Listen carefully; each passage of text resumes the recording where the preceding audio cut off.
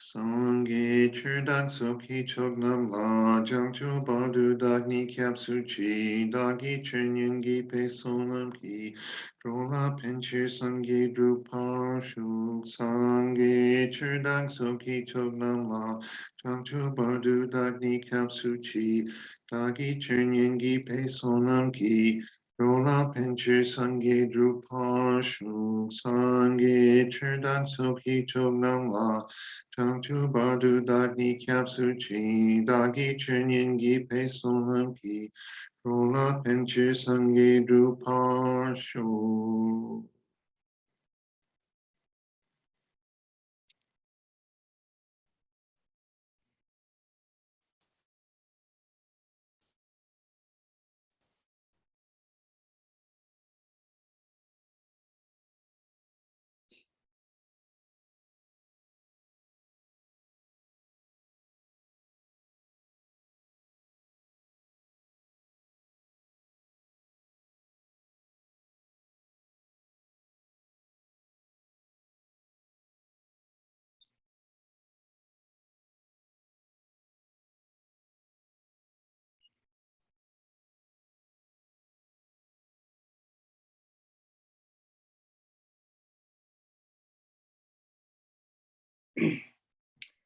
Okay, thanks, Bob. Good morning. Let's do a couple of minutes meditation on the breath.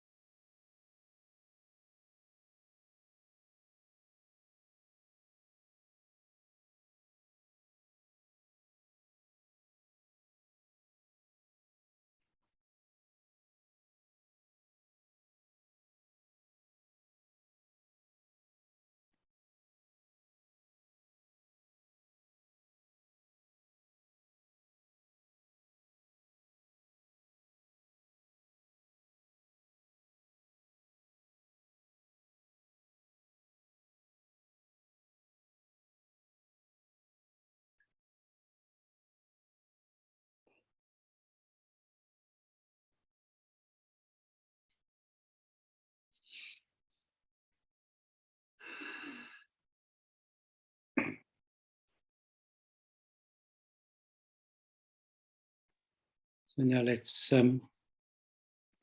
again generate bodhicitta motivation. We did it during the prayers, but now we'll just do it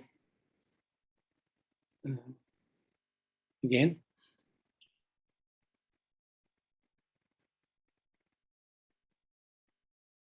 I think the purpose of my life is to lead all sentient beings from suffering to enlightenment.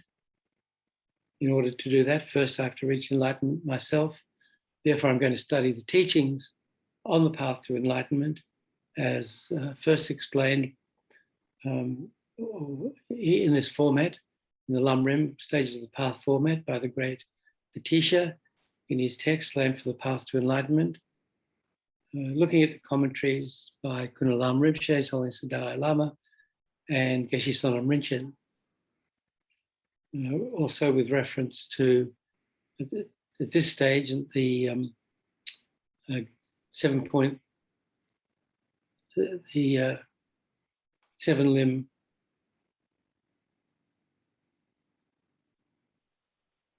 practice for purification and creation of merit, as found in the prayer we just did, Lama Tsongkhapa Guru Yoga.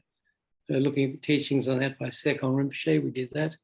And we're now looking at the teaching by Geshe Rabten. So we're doing all this in order to reach enlightenment for the sake of all sentient beings. So you feel that boundless compassion in your heart, wanting all sentient beings to be free from suffering, and now doing something to try and bring that about.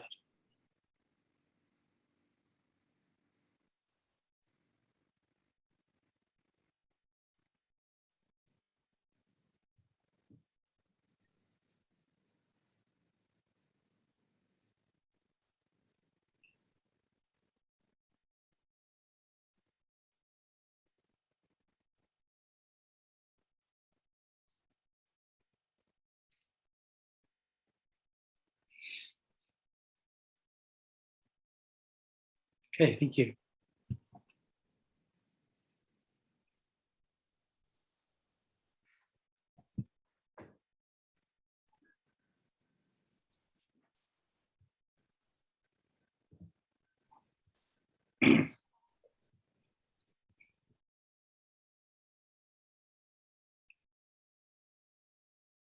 So last week we were looking at Geshe Rabten's commentary on the Lama Tsongkhapa Guru Yoga. We got up to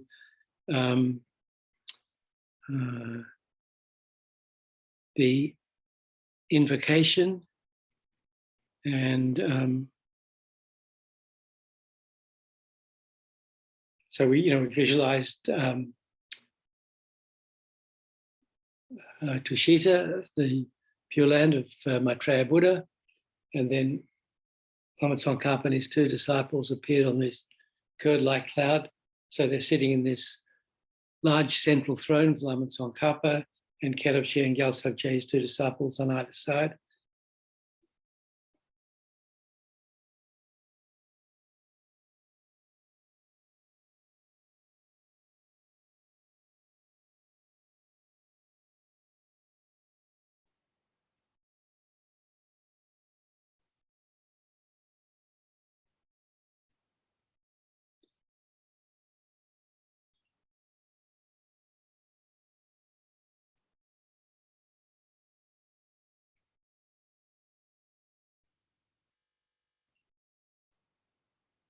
So, these three main qualities of the Buddha: wisdom, power, and compassion. Lama Tsongkhapa is manifestation of Manjushri, the Buddha of wisdom. And then on his right, on our left, is Gyaltsab Rinpoche, the manifestation of Avalokiteshvara, or the compassion of the Buddha. And on the other side, Khedabche, on our right, on Lama Tsongkhapa's left, Khedabche is the manifestation of Vajrapani, the power of all the Buddhas. So that's what they represent. So then the next verse is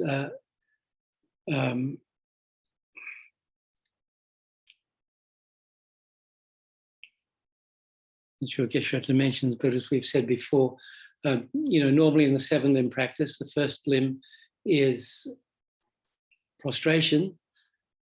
But here, because this is a Guru Yoga, first we request the long life, or long stable life of our Guru.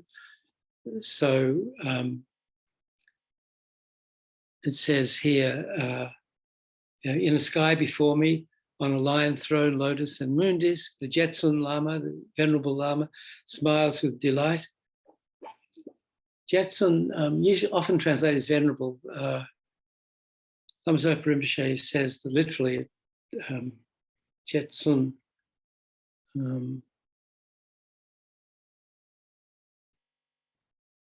means, I forget, pure,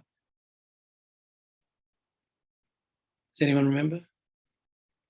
Anyway, something and pure. Usually it's just translated Venerable Jetsun Lama smiles with delight.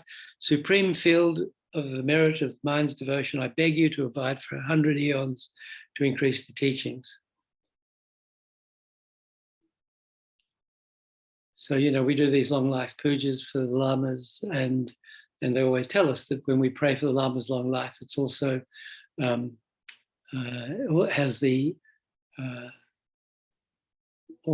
sort of additional effect or side effect of increasing our own long life.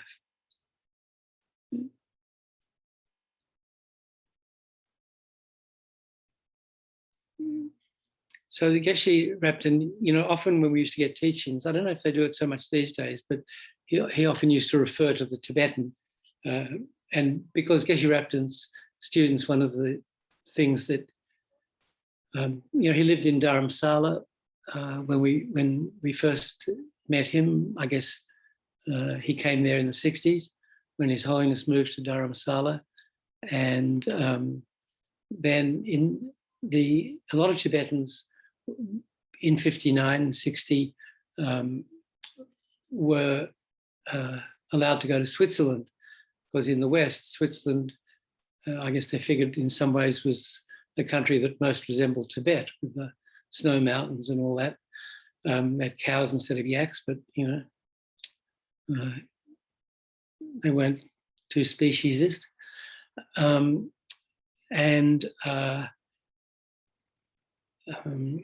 So they established a Tibetan monastery at Rikon near Zurich. And I think in 74, Geshe Rapton went there as the abbot. But then soon after that, about the next year, the year after that, 75, 76, he moved to Montpellier, which is on the, you know, near Geneva on the lake, but down the other end of the lake from Geneva. And he established Tapa Churling. Now it's called Rapton Churling. After he passed away in 85, they changed the name to call it Rapton Churling. So it was a monastery with mainly monks, and a few lay people went there, but everybody had to learn Tibetan. So whenever he taught, he often referred to the Tibetan. So here he says, we say in the sky before me, Dugi Namka. It means in the sky or space in front of us, about 2 meters. So it's like a body's length, or just under that, if you're me. You know, about a body's length in front of you, not too high, not too low, but about the level of your forehead. At that spot, there's the heap of cloud, which is in 3 parts, as explained before. And the center one is a golden throne with a lotus and moon disk. Often when we do the Guru Shakyamuni yoga practice, we visualize the throne, then a lotus, sun, and a moon. So the lotus represents, you know, of the 3 principal aspects of the path. The lotus represents the renunciation, and you know, and that symbol is partly because lotuses grow in mud. So even though they spring from mud, they don't have mud all over them. They're unstained by the mud from which they spring. So that symbolizes the practitioner living in the slime and mud of cyclic existence, but through renunciation, not being sucked into it. So there's this white lotus. And then in the Shakyamuni Buddha visualization, then there's the golden sun. So that represents realization of emptiness. And on top of that, so like a cushion around, sun cushion, on top of that around like a disc-like moon cushion, white. So that represents bodhicitta. And then on that sits Guru Shakyamuni Buddha. Here there's no sun. I don't know why. So there's a golden throne with a lotus and a moon disk. On top of that sits Lama Tsongkhapa. Then on each side of the main throne are 2 smaller golden ones, also with lotus and moon disk, on which are seated the 2 chief disciples. So, for us, on the left is Gyaltsab Rinpoche, compassion, and Kedrup Rinpoche. So he's often shown as kind of frowning, a little bit wrathful. So he represents Vajrapani, the power of the Buddha.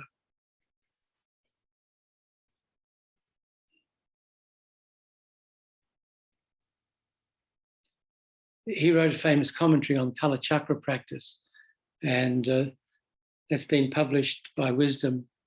I don't know if you can see, there's on the top shelf, there's a set of volumes. Does that work? One of those volumes is Kedrup J's Telechakra commentary, translated by Gavin Kilty.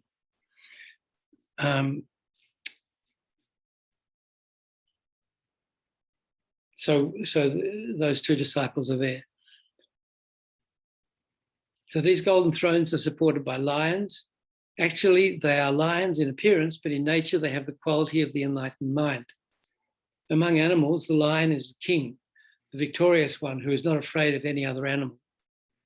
The throne of the Lama is supported by 4 lions, which symbolize the 4 great qualities of the Buddha mind, called the 4 fearlessnesses. So again, with the Guru Shakyamuni Buddha visualization we usually do, there are 8 lions. They're sort of snow lions, they're white with green manes, and they're sort of holding up the corner of the throne. There's 2 lions at each corner. So there they represent the 8 great bodhisattvas. Don't think I can remember them all, but here there's 4 representing the 4 fearlessnesses of the Buddha.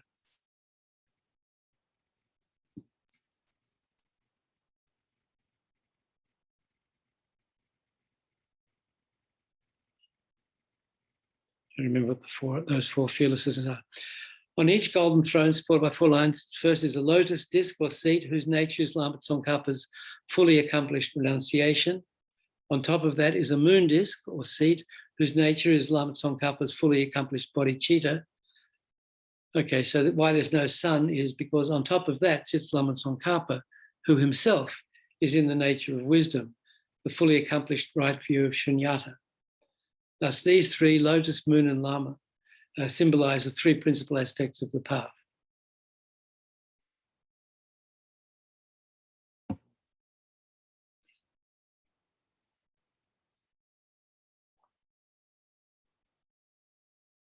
The words in this practice are very simple and easy to read, but have extremely profound meanings. Just as the word Jetsun Lama are highly, just the words Jetsun Lama are highly significant. Je signifies the path in common with the small scope, or the path of the lower capable being. Tsun signifies the path in common with the medium scope, and Lama, Jetsun Lama, signifies the path of high scope. So that's not Lama Zopa Rinpoche's gloss on Jetsun, but that's the significance here, according to Geshe Rabten. Lama Tsongkhapa, by practicing all these 3 stages of the path and gradually accomplishing them, finally accomplished the state of Buddhahood.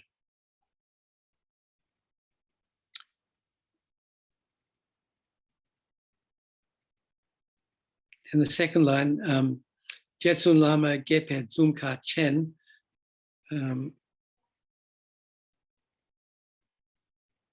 means smiles radiantly with delight, with a radiant, delightful smile, which means that Lama Tsongkhapa and his 2 chief disciples, the 3 lamas, are looking down on us, not in an unhappy or displeased way, but in a radiantly smiling way, full of compassion, love, and affection. The way the lamas look at us delightedly rather than unhappily is an auspicious preparation for our always being able to please our lamas and never disappoint them and have a close relationship with them. So it's also when we visualize the Buddha, he's got this smile.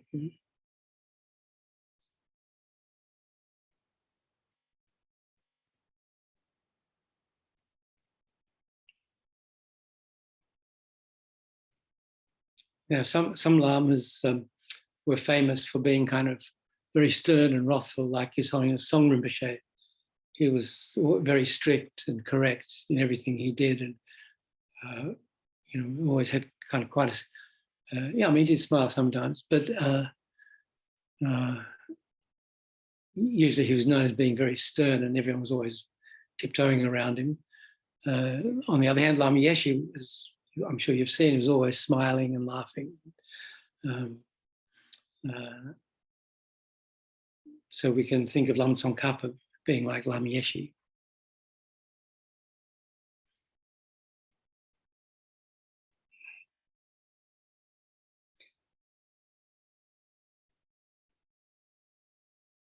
So then the third line, Daglo Depe, means the faith and devotion of our mind, expressing strong faith in and devotion to our Lama in our mind. Out of strong devotion, we want to accumulate great merit in connection with our Lama. The supreme field for accumulating merit out of devotion is the Lama. Therefore, we request Lama Tsongkhapa to always remain so that we can create merit in the highest possible way. So again, as with all these different deity practices and practice with the Buddha and Lama Tsongkhapa and so forth, we always remember that it looks like Lama Tsongkhapa, but in essence is our guru, appearing in the aspect of Lama Tsongkhapa. So all these lamas and deities are really manifestation of what Lama Zopa Rinpoche once called the guru omniscient mind. I only remember him using that expression at one particular time. It was in the 5th Copan course in the fall of 73. He was talking about guru omniscient mind, and we kind of thought, wow, guru omniscient mind, it's amazing. And, what a great expression. And then he never used it again. So I don't know, maybe figured once was enough.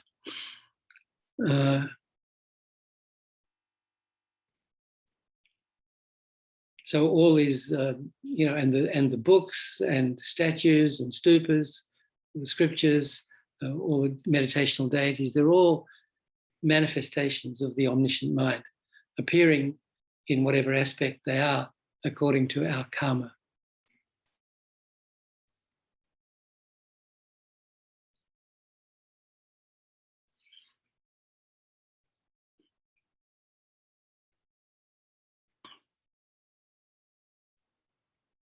So then the last line, and Tempa Gechi Kelgya Shuksu's soul, apart from acting as the supreme field for accumulating merit out of devotion, there's another reason for asking the Lama to abide, which is for the dissemination or flourishing of the Dharma in the 10 directions. For that purpose, we also request you, the Jetsun Lama, to remain for 100 eons, which is not literally 100, although 100 eons is an inconceivably long time, but it means even millions of eons. Since the flourishing of the Dharma and the happiness of sentient beings is the supreme request, there is no request superior to it. Therefore, in this particular practice, it's placed here first. Generally, in the 7-limb puja, the request for the long life of the Lama or the Buddha is the 6th of the 7 limbs. But here, because it's such an important request, it's explained first of all. As I explained before, the most important object, the triple Lama, is visualized front and center, but also all of space surrounding the Lamas is filled with clouds of offerings as we visualized at the beginning. So we talked several times now, when visualizing the Pure Land, we visualize the sky, infinite space, full with most amazing, incredible offerings. When we visualize a Pure Land, same thing.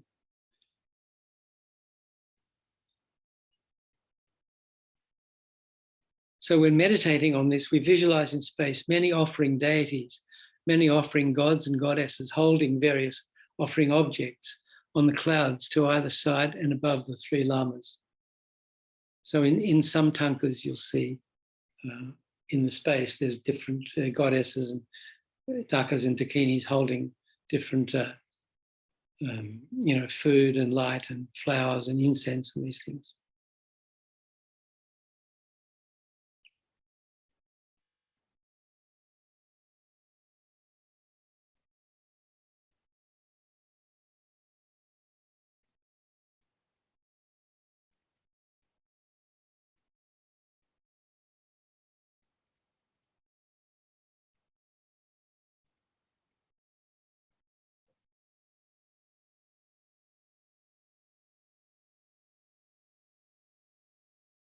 So then we come to the what's usually the first verse, prostration, the first of the 7 limb pujas.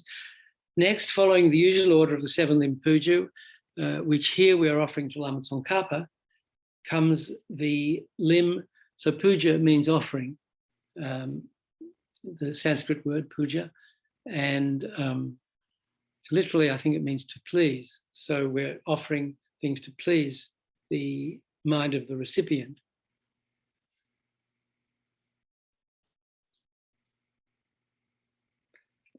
Comes the limb of prostration. We prostrate to the Lama by expressing the qualities of his body, speech, and mind. Usually when we prostrate to and praise the body, speech, and mind of the Buddha, we do it in that order, body, speech, and mind. But in this Guru Yoga, mind comes first, then speech, then body. We start with mind instead of body because in essence, Lama Tsongkhapa is in nature the wisdom of the Buddha. Wisdom is the essential aspect of the enlightened mind. Therefore, instead of body, we first praise the Buddha mind, the mental quality of the Buddha, of the Lama. Sheje Kyenkun means the entire extent of knowable objects, everything that exists. Joe means to realize or cognize. So the entire extent of knowable phenomena is realized or cognized by what power? It's realized by the power of the Buddha mind, the omniscient mind of the Buddha. So the verse here is, your holy mind understands the full extent of objects to be known. What do we say? Your wisdom mind knows full range, says full range of knowables, right? In the version we do. Your holy mind says, your eloquent speech adorns fortunate ears. Here, your eloquent speech is the ear ornament of the fortunate ones. You know, so as explained before, our first interpreter with Geshe Tsulga, David Malk, did his translation so that we could chant it, which is what we do.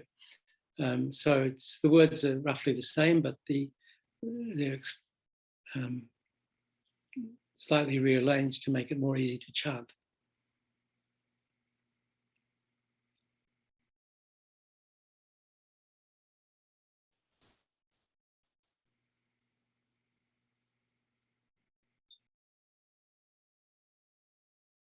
So a lot of Tibetan texts are in these short sentences of 5 syllables, 7 syllables, 9 syllables, and that because then by being able to chant it, it's easier to memorize. So, you know, Tibetan monks always had to memorize loads and loads of texts because you know, not everybody could have their own text, and it was sort of, you know, weightlifting for the mind, and, you know, memorizing stuff, especially long texts, you know, and it was just amazing what they could do, you know. And they started at a very early age, you know, the young monks in the monasteries start by memorizing some of the sort of morning prayers and things that we do, and then they gradually go on to the longer texts. And a lot of these texts are in, the sentences have regular lengths, 5, 7, 9 syllables, to make them easier to memorize. And then, you know, if sometimes if the words didn't fit, they'd drop a word here or there, or throw in a couple of extra syllables just to make it that same length. And even if there was a word missing, you know, everybody knew what it was. It's by the context.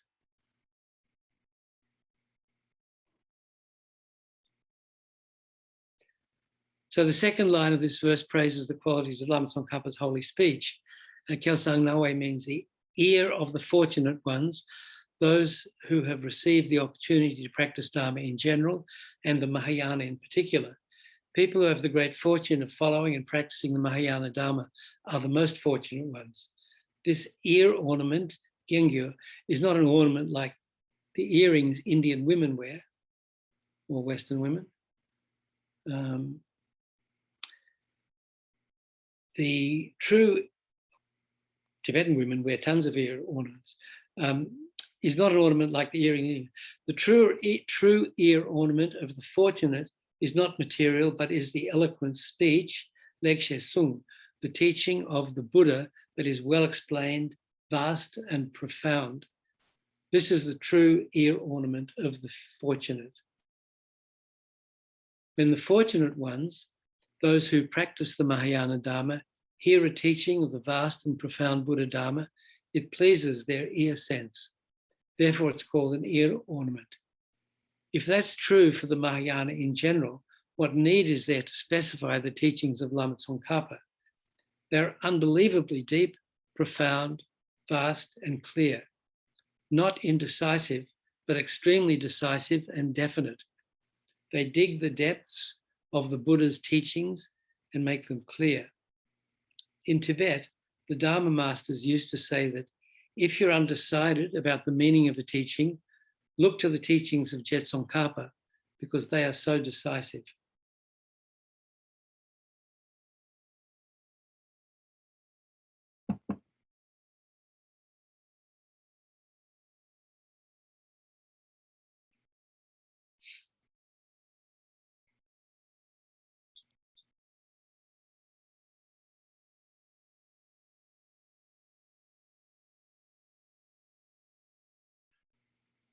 The next line praises the qualities of Lama Tsongkhapa's holy body.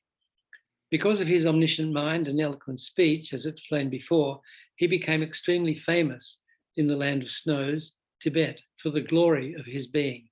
Everybody praised him.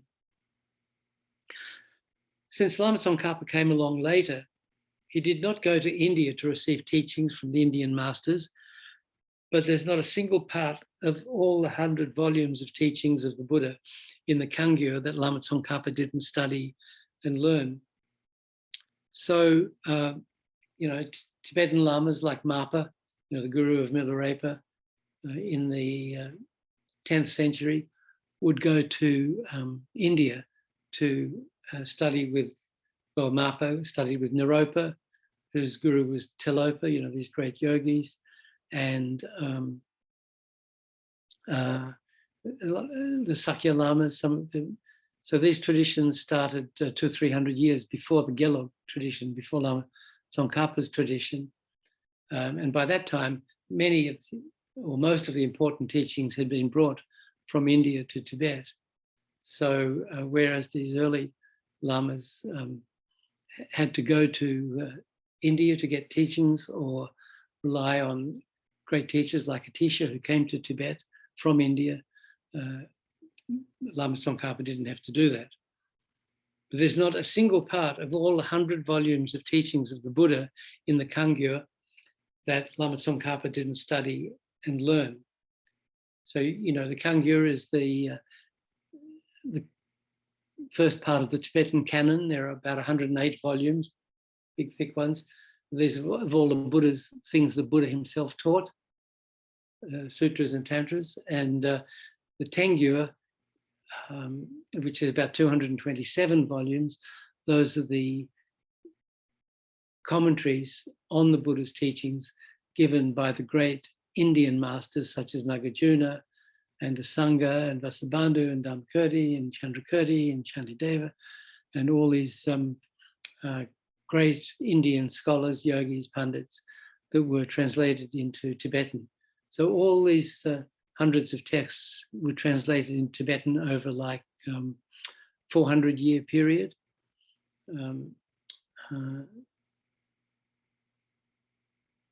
And then I should think that after that initial translation, then a lot of them were revised over and over again. So what has come down to us today is pretty refined in Tibetan.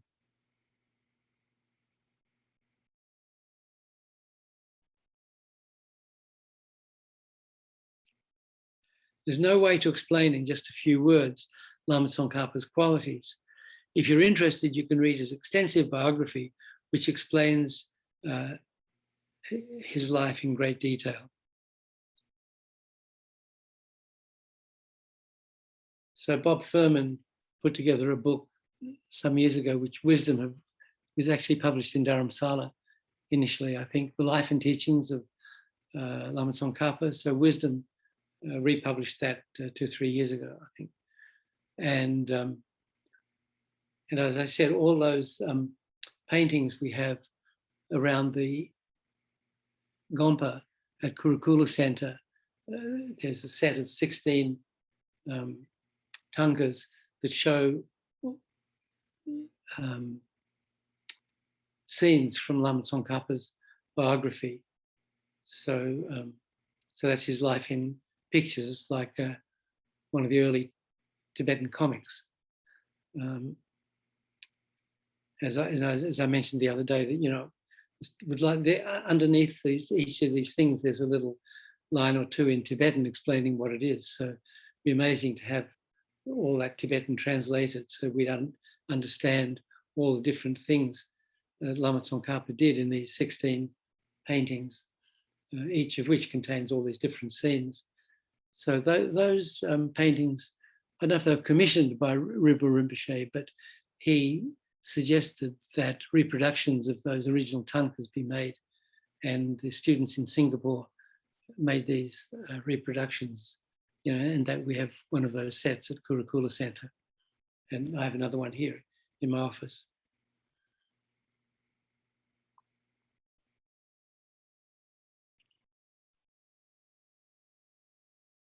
Not only was Lama Tsongkhapa extremely learned in all the texts, but he was also highly realized, having gained many great inner experiences through the practice of Tantra. If you're really interested, you can read another biography called In Praise of the Sacred Life, the story of Lama Tsongkhapa, which makes all this very clear. If you can receive, I don't know that text, if you can receive teachings on that text, it will be evident. What I'm giving here is just a very simple introduction.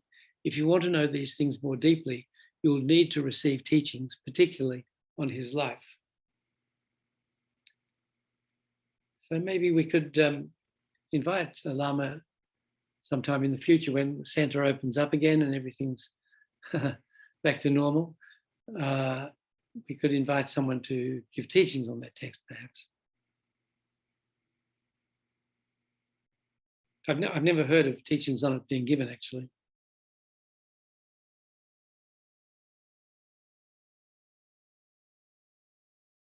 In that Wisdom of Tibet series, the Wisdom of Publishing, there are about 10 volumes done.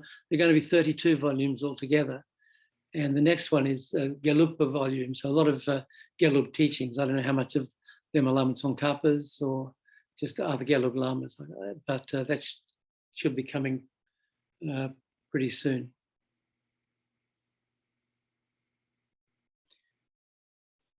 Not only was Lama Tsongkhapa extremely learned in all the texts, but he was also highly realized, having gained many great inner experiences through the practice of, I just said that. So Dragpe Pel means the glory of fame, and Lamed Zepe Ku means resplendent form, or that merely his appearance is very powerful and glorious. So your holy body is glowing and glorious with fame. To you who is meaningful to see, hear, and remember, I prostrate. So this is the prostration verse.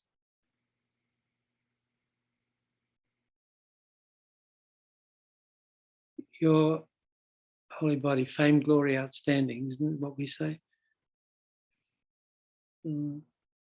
So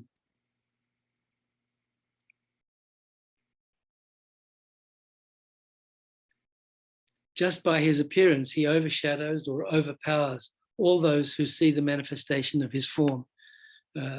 This power of his appearance is not external power, it's inner power. Through his inner realizations, his inner power, his appearance becomes so powerful to sentient beings that it completely releases them from their life sufferings.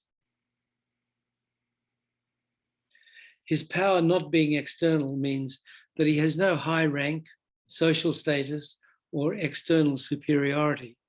As you probably know, Lama Tsongkhapa was born in Amdo in eastern Tibet in a poor family, in the same way that many students came from far eastern Tibet in those days.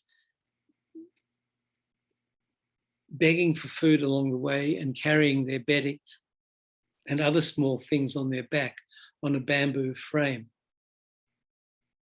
Lama Tsongkhapa himself also traveled alone to Lhasa in central Tibet.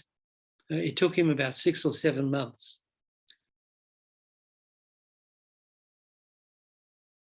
So a lot of the lamas who escaped from Tibet came from eastern Tibet. Like Geshe Tsulga, like Geshe Tenli, they were from Kham and Amdo, which are the 2 eastern provinces of Tibet. Geshe Rapton was from there, Geshe Ngawang Dage. A lot of the lamas we studied with in Dharamsala came from eastern Tibet, and some of them from Dage Gompa, which is where Geshe Tsulga came from. He wrote a history of Dage Gompa, and he also wrote a huge 2-volume history of Sera Monastery. Geshe Tsulga did while he was at Kurukulla Center. So, he was sitting up in his room and we were goofing off and doing stuff. When he wasn't teaching, he was writing these books. So several great lamas came from Dage Gompa, Geshe Rapton, Geshe Ngawang Dage, and when they went to Lhasa to study at Sera,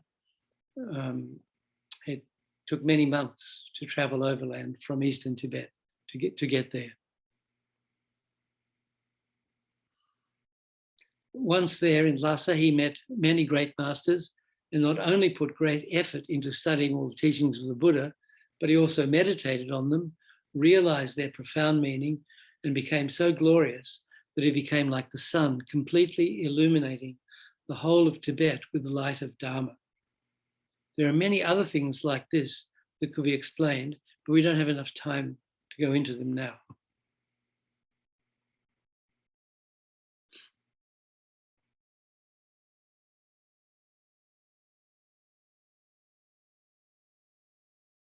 So the 4th line of this verse, homage to you, worthwhile to think of, hear and see, I think we say. The 4th line of this verse tells us that because Lama Tsongkhapa is endowed with such a body, speech and mind, to see his physical manifestation, to hear his name or about his life, or to listen to his teachings and to remember him from our mind becomes beneficial, worthwhile, and very fruitful for us. Of course, we have to prostrate to the lamas, but first we should know the reason for doing so. If we don't know why we're prostrating, then even if we do bow down, it won't become particularly beneficial or be sensible to do so. When we bow down to someone, we need to know the qualities of the object of prostration to make it meaningful. Therefore, this brief explanation of Lama Tsongkhapa's body, speech, and mind are explained. The purpose of prostration is to express our respect and accumulate merit. This is enhanced by knowing the details of the life and qualities of the object of prostration. Prostration is also an antidote to pride.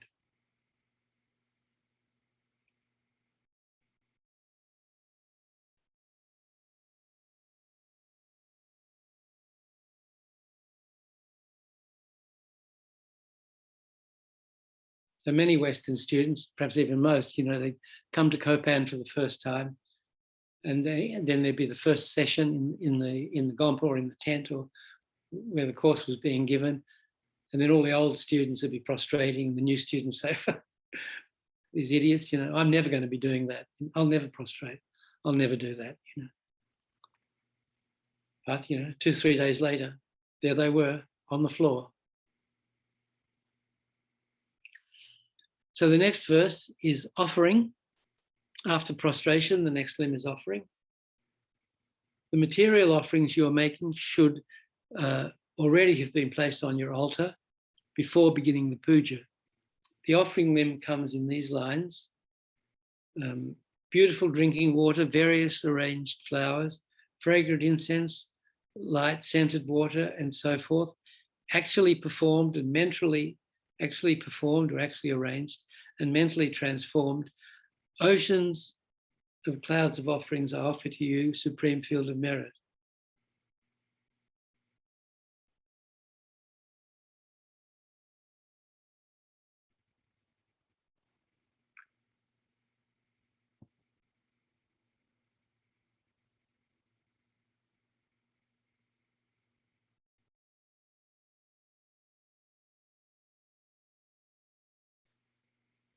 So Yiwong, the first Tibetan words in this verse, means pleasing. That means the offering should be pure, clean, and good in appearance. Making an offering that doesn't even please ourselves is not good at all. It is not at all good for the accumulation of merit. Yong Chuyun actually means pleasing water offerings, but it doesn't have to be only water. We can also offer tea, milk, yogurt, or any other kind of liquid. However, in this practice, it's not right to offer wine, beer, spirits, and so forth, because Lama Tsongkhapa was a bhikshu, Gyalong, fully ordained monk. Natsog Metog means various flowers, many, many different kinds of flowers, some as individual stems, some as garlands, and some as flowers for house decoration. There are many different ways to offer flowers. If we can get actual flowers, we should offer them by placing them at the front of the altar. But if we can't, we still have the right to offer all flowers growing wild in the fields and on the mountains, and cultivated flowers in people's gardens and in the park and on flower farms. You can offer all these beautiful flowers mentally and make an immense offering of them to the Lamas.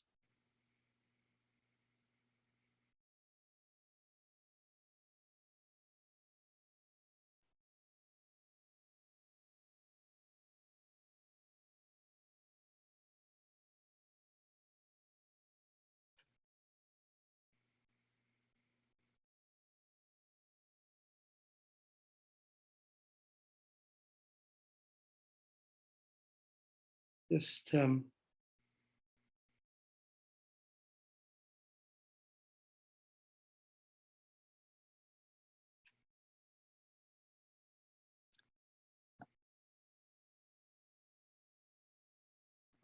I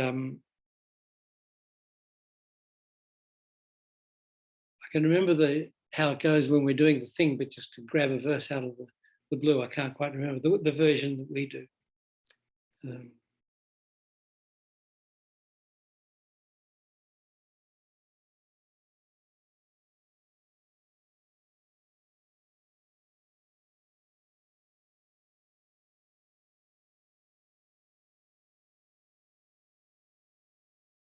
Just because, it's a little more familiar. Pleasant offerings of water, various flowers, fragrant incense, light perfume, and so on. Oceans of offerings set out and division offered up to you, supreme field of merit. So oceans of offerings set out and envisioned. So they're set out means the ones that we've arranged on our altar, and envision means the one that we visualize, like Geshe Rinpoche says here. Now the next line talks about offering incense and so forth. Fragrant incense, light perfume, and so on, we say.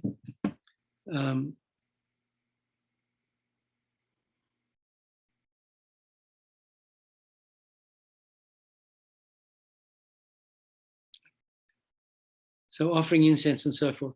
We should offer incense that smells good, but the fragrant incense and the scented water we offer should be natural and pure, like from sandalwood and flowers, not chemical perfumes and powders or the smell of soap or anything like that. Actually, Lama Yeshe used to like to offer Chanel No. 5. I think he heard that was kind of, pretty classy Western perfume. So, and when you know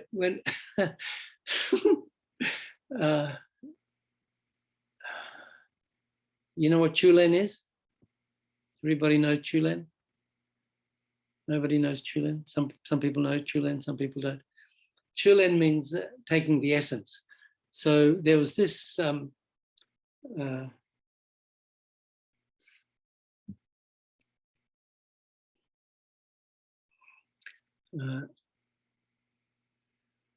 Lama Yeshe organized this enlightened experience celebration. Finished up being 4 of them, but only the first one only happened while Lama Yeshe was still alive. It was in 1982, and he wanted. By that time, there were probably over 100 Western monks and nuns in the IMI, the International Mahayana Institute, and by 82, there are many centers all around the world, and the monks and nuns were scattered in the 10 directions. And there were 2 things. First, Lama just wanted to bring everybody together so that we could really experience ourselves as a monastic community, Dharma brothers and sisters in ordination, because we'd never really been, there hadn't been that many of us together up to that point. And so Lama organized this big program of teachings. There was, the first part was in Bodh Gaya. Lama Zopa Rinpoche was to give us the Rinjung Gyatso, which was a set of 550 initiations. They were given in a sort of abbreviated form called a Jenang. They weren't a full Wong, full empowerment. They were, a Jenang means permission to practice. So it's transmission of the mantra and the permission to recite the mantra and to practice the deity for those who are qualified. And so 550, I think he actually got through about half of them in 6 weeks. And then we received other teachings. We received Vinaya teachings from Tarab Tulku and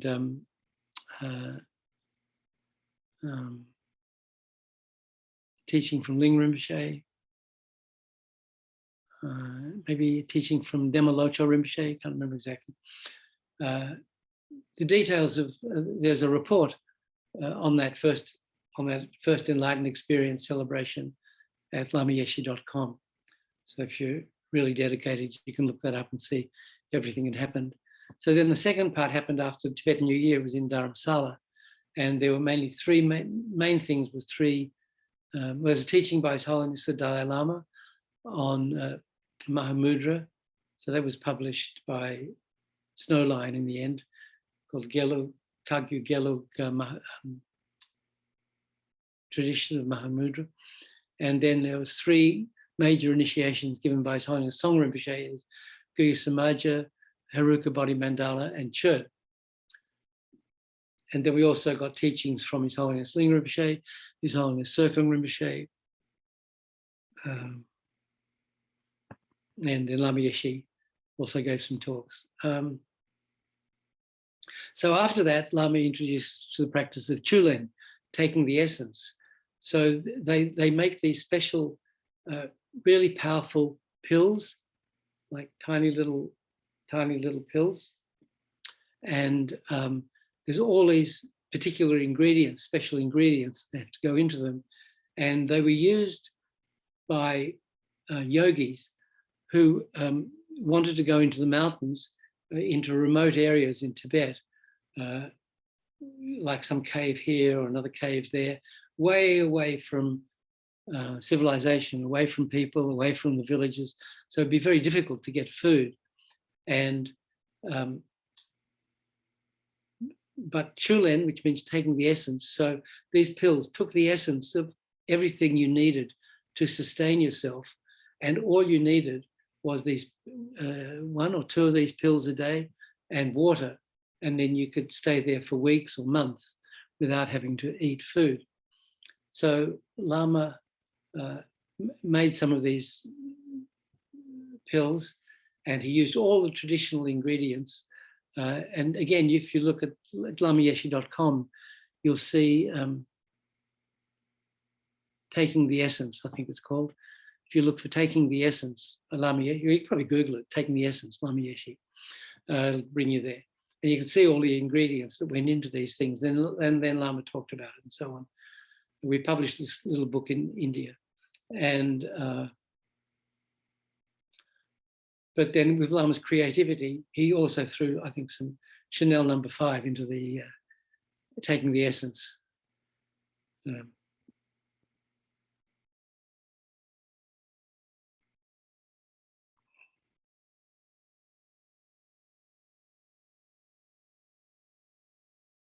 So when the lay students found out that Lama Yeshe was putting together this program for the monks or nuns, they all started crying and saying, "Oh, we want to come too, we want to come too."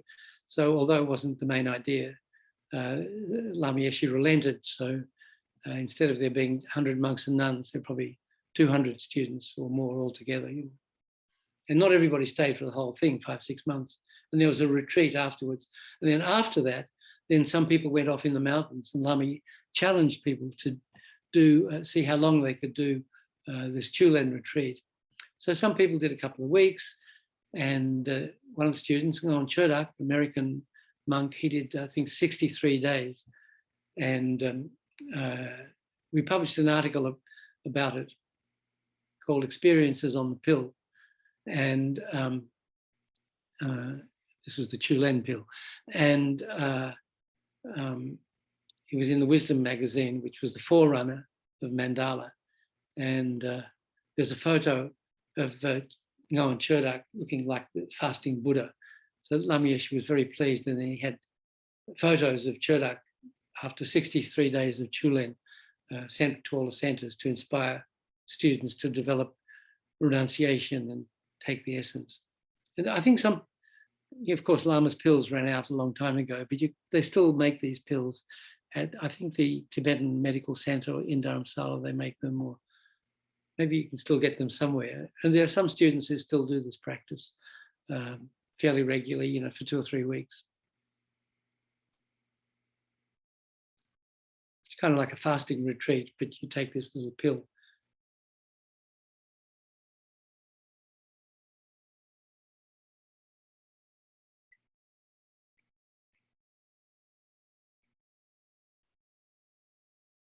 But as Geshe Rabin says, when we're doing this practice, when we talk about offering incense, we're talking about offering pure incense, like the incense from Laudo that I mentioned, that is really, but by miles, the best smelling incense you ever smelled. Is made from this plant that grows up above Laudo. And we used to go up and collect it and then dry it out and crush it and burn it on hot coals. And it made the most beautiful smell. And then some of the Kathmandu entrepreneurs started making little stick incense out of it. But the stick incense made from it never really smelled the same. If such natural fragrances are not available, we can create them in our mind. Visualize that all of space, the whole environment, is filled with the fragrance of flowers, sandalwood, and so forth. Dishim Dukpo is fragrant incense, and Nangsel is light. So that's what we say, fragrant incense, light, perfume, and so on. Oceans of offering set out in vision, offered up to you, supreme field of merit. The light we offer is not only that of butter lamps, candles, and so forth, whatever's on your altar, but also the light of the sun, the moon. You can even offer electric lights of cities and so forth. Basically, we offer whatever helps illuminate darkness. So that's just symbolic of, wisdom illuminating or eradicating, the light of wisdom eradicating the darkness of ignorance. In the West, big parks, for example, are very beautiful at night with all their light displays. All these beautiful appearances we take, not for ourselves, for our own pleasure, but in order to make an offering of them to the Lama. Take it mentally, and in this case, offer it to please Lama Tsongkhapa. Dishab is scented water. So we translate as perfume. The scented water is also natural, sandalwood, rose water, saffron water, and so forth.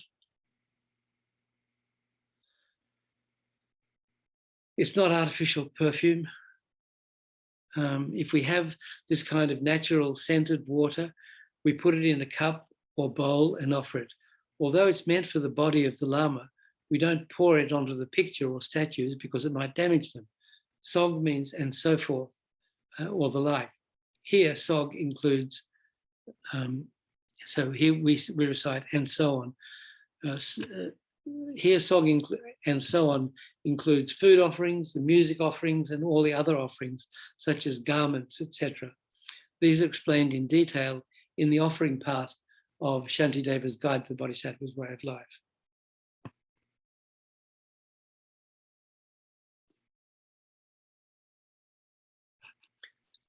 In the next line, oceans of offerings set out and envisioned. In the next line, Ngursham means actually arranged or performed and refers to those few offerings that we've put on the altar. But we have to offer much more than that. Thus we have Yitral, which means manifested from or created by the mind, envisioned, we say. A huge collection of offerings that fills all of space. All these vast clouds, Chötrin, of offerings are like an ocean. In other words, very many. Oceans of offerings. The last line of this verse, offered up to you, supreme field of merit, refers to the fact that in order to attain Buddhahood, we need to accumulate vast stores of merit. And the best means of doing this is with our guru, our Lama. Here, Lama Tsongkhapa, who is, in essence, our own root guru.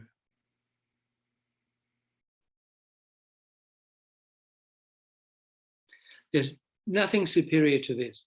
Therefore, he's referred to as the supreme field of merit. For example, by sowing grape seeds in a field, we obtain a great crop of grapes.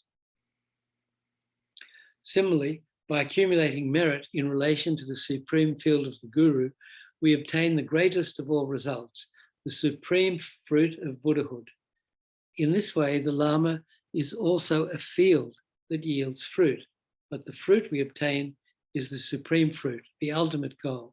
Therefore, the Lama is referred to as a supreme field, very different from an ordinary worldly field. Supreme field of merit, we say.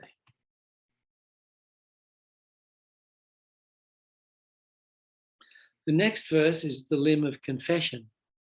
Here we confess all our downfalls, all the non-virtuous actions that we've accumulated in front of Lama Tsongkhapa. So this comes in these lines. So I'll just read what we say. A non-virtue committed with body, speech, and mind, which I have heaped up since beginningless time, especially what has contradicted 3 vows, each I confess from my heart with strong regret. Remember that one? Each I confess from my heart with strong regret.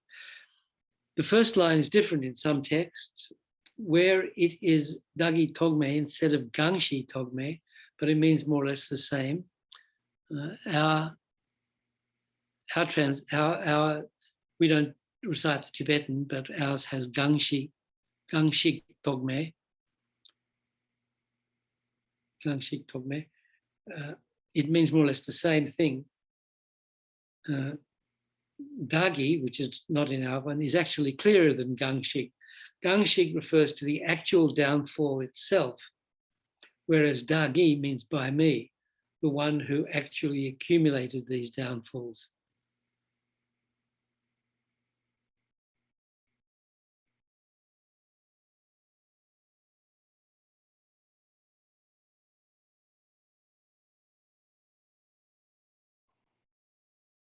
So when we look at the Tibetan phonetics in our version and the English translation that appears in bold underneath it, these aren't line for line, exactly line for line translations, because the way we construct sentences and the way Tibetans construct sentences is different. So they have the verb at the end and it sort of reads a little backwards to us. So when you're translating it, if you want to make it readable, then you can't exactly follow the Tibetan lines word for word.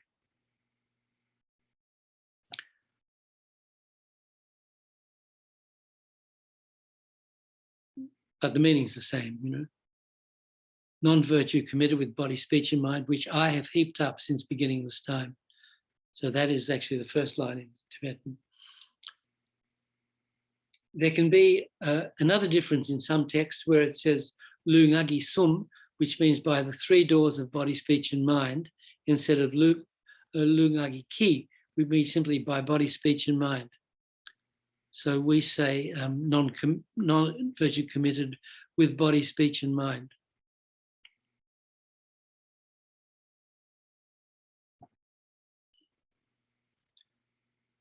Togme Dune means, which I have heaped up since beginning's time. Togme means from beginningless time. All the non-virtuous actions we've accumulated in the past up to now, from time immemorial, beginningless time, up to this moment, all that we've done in the past, this is what it means. What we've accumulated from time immemorial are so many non-virtuous actions, killing and so forth by body.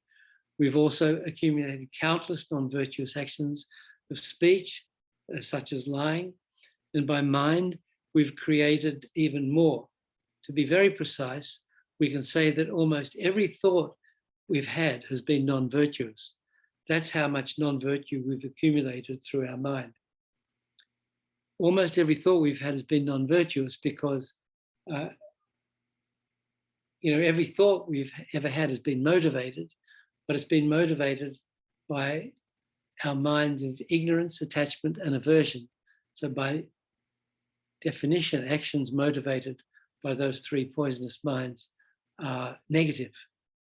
They leave negative imprints on the consciousness, which are like seeds of future suffering. So there's a lot to purify, since we've been doing that since beginningless time. And even since we met the Dharma, we don't really, even though we've met the Dharma, we've known about it for, like in some cases 50 years, still we do actions without really motivating properly. It's sort of like automatically, as we've always done them. Even though we call ourselves a Dharma practitioner or present ourselves to others as a Dharma practitioner, still we create so much negative karma. So constant daily purification is so important. Every evening we need to, before we go to bed, we need to do a purification and recite the Vajrasattva mantra 21 times. And especially with the four opponent powers, like in that little booklet Lama Zopa made.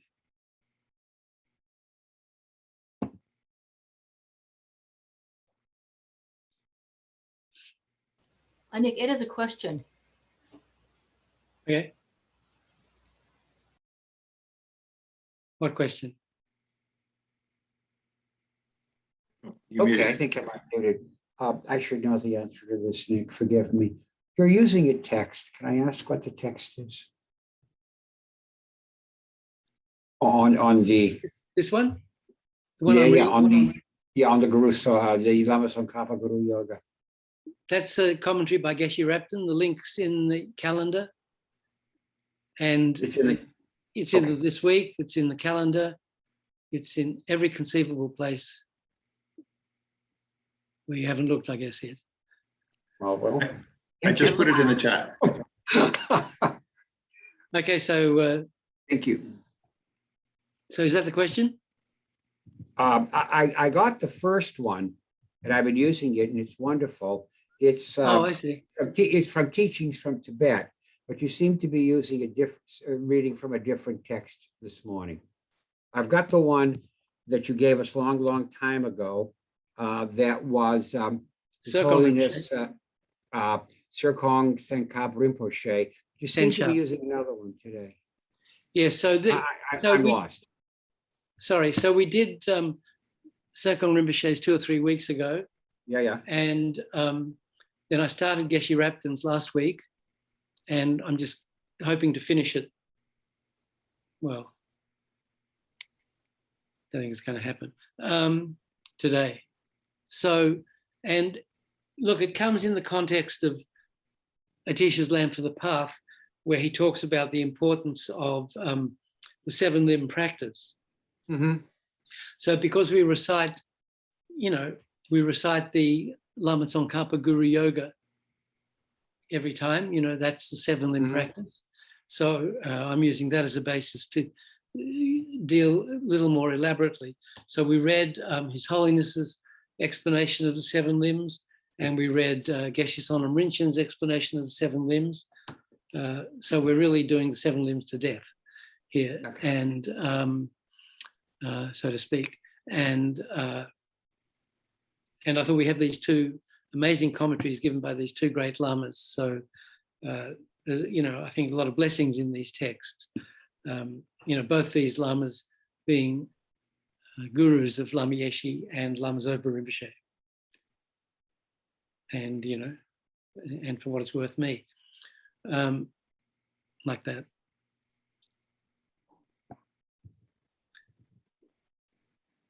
So an even more elaborate 7-limb practice is the Guru Puja, which we do twice a month and which we're doing today at 1 o'clock, which means I have to finish a little bit earlier, about 15 minutes. So, that's also a very important practice, the Guru Puja. So if you can tune back in for that, that'd be good. Okay, so anyway, so okay, Ed? Yeah. Thank you. I actually found it was my own ignorance. Yeah, well, there's lamayeshe.com is our main website, and then we took out some teachings from other lamas like Geshe Rabten, Sopa Rinpoche, and so on, and put them on another site called teachingsfromtibet.com, the WordPress site. So you'll find a lot of amazing teachings there as well, including these.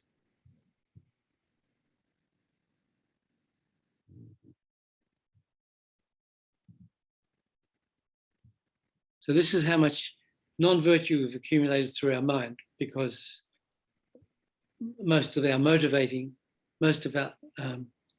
thoughts are motivated by non-virtue.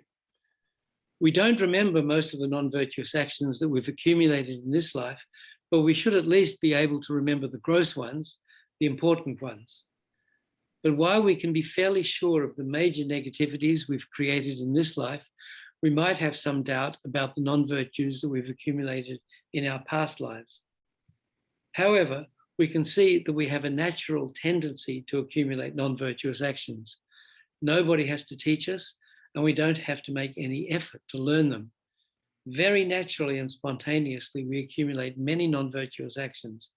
This inherent tendency to create non-virtuous actions in this life is the fruit of past non-virtues, a clear sign of the great acquaintance we've developed with non-virtuous actions in past lives. Going back to beginningless time. So we call this confession in English. I mean, everyone translates this as confession, but that has very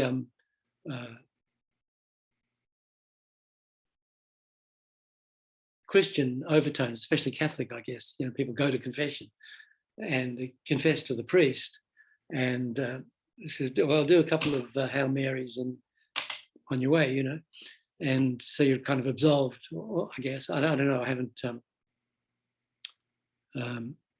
done much Catholic practice myself, but the Tibetan term chakpa actually has the connotation of splitting open. So I found, when I try to do visualization of purification, especially when we're doing visualization of Guru Shakyamuni Buddha, or here, we can do it if we, and this is like sort of shows the importance of memorizing some of these texts, because if you're reading words, you can't do the visualization. So it has much less power.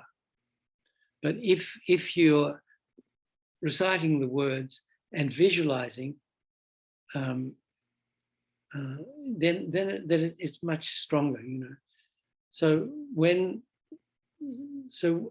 sometimes we purify from above, like if you're doing Vajrasattva practice, we see Vajrasattva above the crown of our head, and the purifying light and nectar comes down through the crown of our head, down our central channel, and does these various visualizations, flushing it out from below and filling it up, the body, and flushing it out from above. And then the instantaneous purification, like turning on a light switch in the darkness, immediately disappearing. So there's these three purification visualization techniques that we use. When it's coming from above, when it's a little bit different coming from in front. If we're visualizing Shakyamuni Buddha or here Lama Tsongkhapa, when we recite the purification verse, we visualize being purified. So we can visualize light and nectar, purifying white light and nectar coming from Lama Tsongkhapa in front of us, through the crown of our head or through our brow chakra or into our throat, into our heart, and purifying us that way.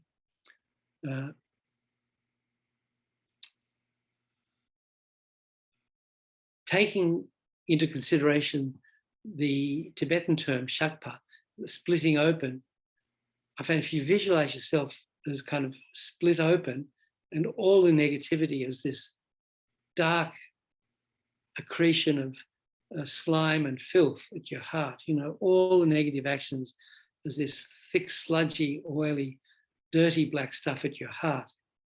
And you kind of split open, and then the light and nectar just come into you that way. That you split open, you don't hide anything from yourself. So, confess or admit to yourself that you've done all these things. And you split it open, you can't hide it. And you acknowledging to the Guru that, I've done all this in this life and in previous lives, and please help me purify this negative karma before it ripens into suffering. And then you can wash it out, like if you have a boil, something filled with pus, and you have to cut it open, split it open, and then all the pus comes out, and then you have this open wound that you have to flush every day with saline, and then puts antibiotic on it, and then you don't close it up straight away. You have to let it heal from below. Sort of, that idea, splitting open. Personally, I found that quite effective.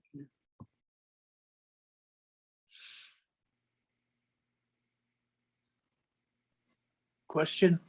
Yeah. If you have done this in good faith and believe then that your sins and offenses amassed without start have in fact been purified, why would you need to continue to do it? Because it doesn't work if you just do it once. It all comes back very quickly. You need to do it over and over again. And that's why we even recite some of these prayers, refuge and so on, 3 times. Because if we just did it once, it's just come and gone. At least 3 times gives us a little bit of a chance to become conscious of what we're reciting, and maybe it has a little effect on our mind. Is that because the Buddhas require 3 times in order to cleanse you? No, it's because our minds are so limited that if we just do it once, we don't really know what we're doing the first time, even if we're quite familiar with it, and especially if we have memorized it, then often we'll recite them and we can recite it without even thinking about what we're reciting. So that's no good either.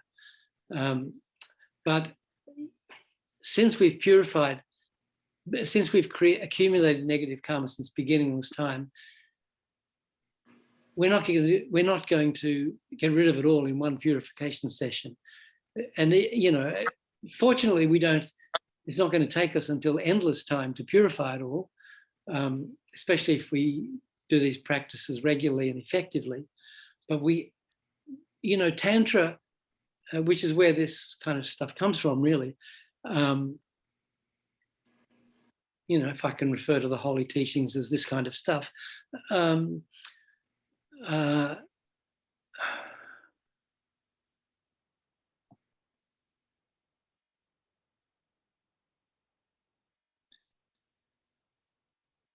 the Mahayana path has these two divisions. The sutra, there's the sutra vehicle, the Paramitayana, and the tantric vehicle, the Vajrayana. So the sutra vehicle, which is the practice of the 6 perfections and taking bodhisattva vows and keeping them purely and purifying them when they're broken and being very aware of them, and practicing bodhicitta and doing the different meditations for developing bodhicitta, like the 7-fold cause and effect meditation, the 6 causes, 1 effect, and all these different practices, 6 perfections. Gradually, we approach enlightenment, and it takes 3 countless great eons to traverse the 10 bodhisattva levels, but gradually we ascend to enlightenment. So that's called the causal vehicle, the Paramitayana or the Sutrayana, the gradual Mahayana vehicle. It's called the cause because we practice the cause to achieve the future result. Tantra is, and it's quick because of this, Tantra is called the resultant vehicle because it's taking the result as the path. So the other one takes the cause as the path. We practice a cause and eventually we get the result. The resultant vehicle, taking the result as, what's the result? The result is enlightenment. So we have these different meditational deities, these different aspects of the enlightened mind that, our teacher says, well, I see you have a connection with Manjushri or Chenrezig or Tara or, this aspect of the enlightened mind. So you should practice that, And we have these, the different highest yoga aspects of, Manjushri is Yamataka, and the Chenrezig is Haruka, and Vajrapani is Guya Samaja. So, we have these highest yoga tantra deities, or these Kriya, these different levels of tantra, these different deities. They're all aspects of the enlightened mind. So we visualize ourselves as the deity, as already enlightened. So that's taking the result as the path. So just because we imagine we're Chenrezig doesn't mean we're Chenrezig. We have to do it over and over again, while doing purification and creating merit and, studying the teachings and doing lamrim, all this stuff. And, in order to practice Tantra, first we have to have a very clear intellectual understanding, if not realization, of the 3 principal aspects of the path. Renunciation, right view of emptiness, and bodhicitta. So we have to have a clear intellectual understanding of the lamrim. And then on that basis, we meet precious, Vajrayana master, some qualified Mahayana teacher, qualified to give tantric empowerment. So then we receive initiation or empowerment from our teacher into Manjushri or Tara or whatever the deity is. And then that permits us, allows us to actually visualize ourselves as a deity. Without that empowerment, without being empowered to visualize ourselves as a deity, we're not supposed to do it. We can do it, but it's not going to work. We haven't received the oral transmission. It hasn't been injected into our mind. But in terms of this purification, if you're relying on the Buddha field or all of the Buddhas to purify you of sins and offenses of which you're not even aware since beginningless time, right. It seems to me that either they have the power to do that or they don't. And the thing that you are required to do is to have faith and rely upon it. And if you don't have faith and rely upon it, or if you say, I have a weak mind and I'm going to have to do it a million times, or the Buddhas won't be able to purify me. Why shouldn't the Buddhas, if you come with really a pure faith, why shouldn't they purify you the first time? Because you know, we have to do all those things you said, but karma, the power of the Buddha is equal to the power of karma. So that's what the Buddhas are up against. If they could do, as you say, we wouldn't even have to do the purification practice. They would just purify us, you know. But as it says in the refuge teachings, how does the Buddha guide us? Not by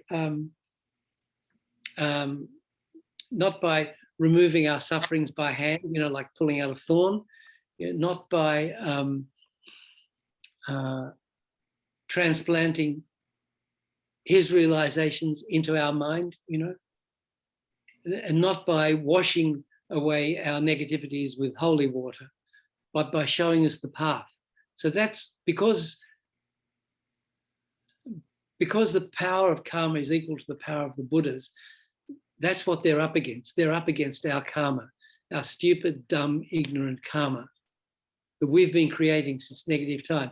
So what we have to do to help the Buddhas is weaken our karma so they can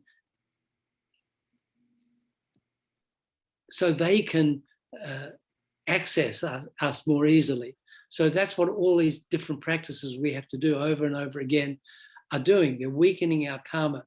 So then the power of the Buddha, through our effort really, the power of the Buddha can maybe get stronger as our karma gets weaker, and we can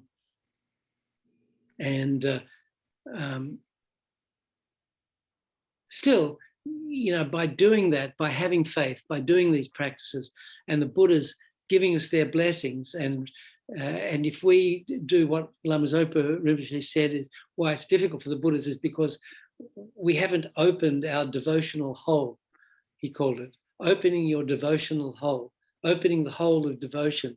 So the Buddhas are sending in all this energy, the bodhisattvas, you know, they're everywhere trying to, and we're closed. So we have to open our devotional hole. We have to let, what's the line from here? Let the sun shine in. It's the age of Aquarius. So, you know, like that. Opening the eye of Dharma. Opening the eye of Dharma, if you like, absolutely. So, but because our bad habits are so strong, we have to chip away. We can't just do it in one session, you know. So that's, so we should have faith it will happen if we do our part. You know, I remember, you know, when you don't have to do this, but I didn't probably understand at the time, but quite early in the piece, I went to see Lama Zopa Rinpoche after I'd been, you know, studying with him for a year or two, a couple of years, and asked him to be my guru. And he kind of looked at me and he said, well, you know, I'll try from my side and you try from your side and we'll see what happens. So, you know, I think he's been trying pretty hard from his side, but I've been kind of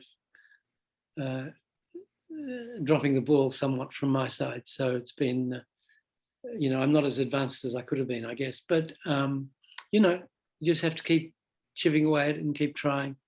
And Through eventually it'll happen.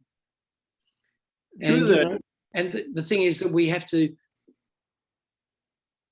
develop these affinities and familiarities and all these imprints in our mind, you know, so that, you know, when we die, if we die without having completed the path, which is, you know, pretty likely for me anyway, we can be reborn, at least get a perfect human rebirth in our next life so we can continue on the path. Bill? What? Well, the tantric realization of the deity, at first it said that you just imagine yourself as the Buddha that you are envisioning, and that then through the accumulation of the purification and the other aspects, you do in fact then become that deity, and that within one lifetime. It seems to me, maybe I'm just delusional, and I'm not saying that I have an assurance of any sort that I could or will achieve that, but yet I do believe that that's the idea, and that there must be beings who are achieving that every day and actually becoming those deities.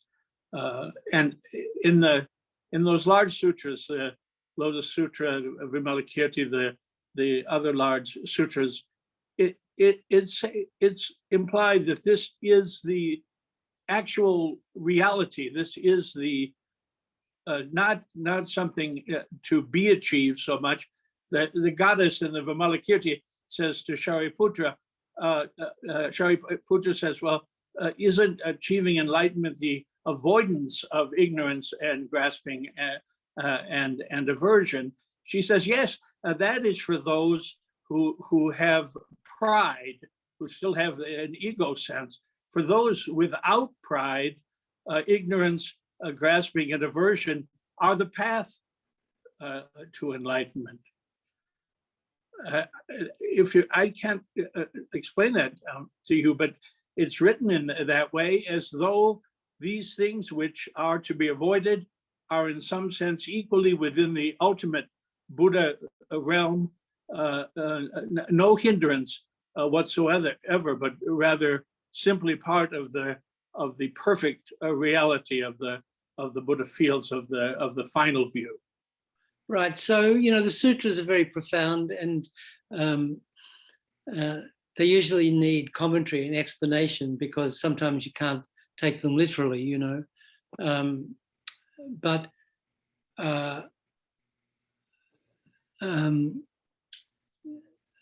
it's very simple to see if we've become enlightened or not.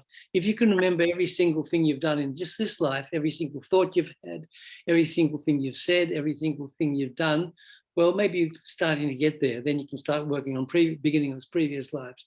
But if you can't remember everything you've even said and thought and done yesterday, then there's still a ways to go. So, becoming enlightened means having an omniscient mind, knowing all past, present, and future simultaneously, knowing every thought, not just of your own, but of every other sentient being from the past, present, and future. So it's kind of vast, and it's not as easy as just visualizing ourselves as the deity and doing that once. But that is a quicker way to get there, by visualizing ourselves as already enlightened and doing practices, enlightening sentient beings, sending out lights and purifying the hell realms and the hungry ghost realms and the animal realms, doing all these kind of Buddha pretending, of course it's like a little child, building sandcastles and pretending it's like a big city. But, we have to start like that. And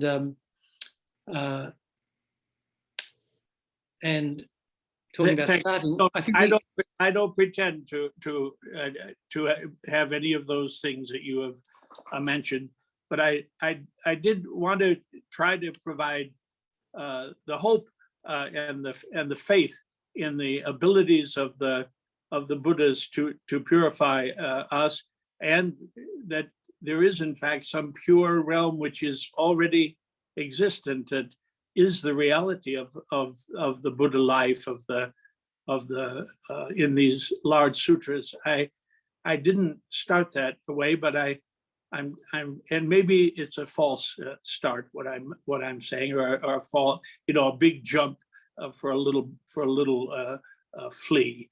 I admit that, but I just want to encourage my fellows to not lose hope, and the purification and the accumulation of merit in rejoicing, which will come to here, is also a sufficient way to accumulate in an ultimate amount of merit. I rejoice in the merits of Aryas and all beings.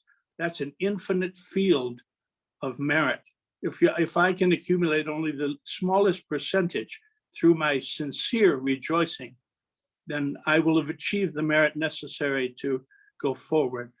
I believe these things, not that I don't always feel like I could never get there. I think that's that's all I'm trying to say. I'm not. No. We can definitely get there. That's why we're doing this practice. If it was hopeless, we wouldn't need to do it.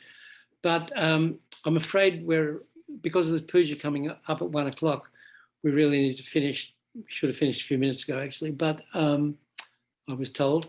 So let's pick it up here next week. Sort of we're halfway through. Not next Giving week. open through confession. You're not coming next week, right? Oh, next week I'm not here, right? So that's right. Sorry, next Sunday the 7th, I won't be here. So I'll be back in 2 weeks. So in the meantime, please read this and think about this commentary by Geshe Rapton at least, or some of the other texts that we've been looking at, and read it and meditate on it. And sorry, next week I won't be here. So I'll see you all in 2 weeks. Thank you, Nick. Okay, thanks everybody. Thank you, Nick. Just quick dedication, thanks Bob. So we generated bodhicitta at the beginning. We've been studying this profound teaching by Geshe Rapton on Lama Tsongkhapa Guru Yoga. So we've created, heaps of merit. So we should dedicate that by thinking, because of this merit, may I quickly reach enlightenment for the sake of all sentient beings. And then we'll, so that's the essence of these prayers that we do now.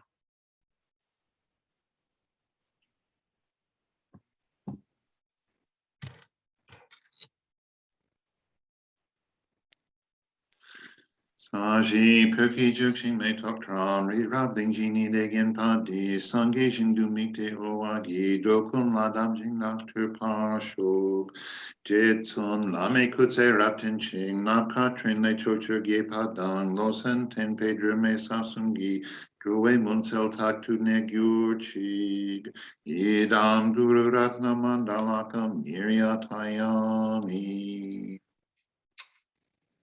In that snow mountain encircled land, source of every benefited joy, may Lord Tenzin Gyatso Chenrezig remain in life till samsara's end. You who uphold the subduer's moral way, who serves the bountiful bearer of all, sustaining, preserving, and spreading Majjhina's victorious doctrine, who masterfully accomplishes magnificent prayers honoring the three jewels, savior of myself and others, your disciples, please live long. Through this virtue, may I swiftly, having gained Guru Buddha's state, place each and every sentient being without exception in that state. Precious, supreme Bodhi mind, may it where unborn arise and where born never decline, but increase forevermore. Nikmate se we ter chen rizik, dreamakin pe wang po jam pel yang. Gang chen ke pe tsu gen song kapa, lo sang drak pe jagla so de. Thank you, Nick. Okay, thanks everybody. And Guru Puja at 1 o'clock. Thank you. Thank you, Dr. Nick. Thank you, Dr. Nick. Bye. Thank you, Doctor.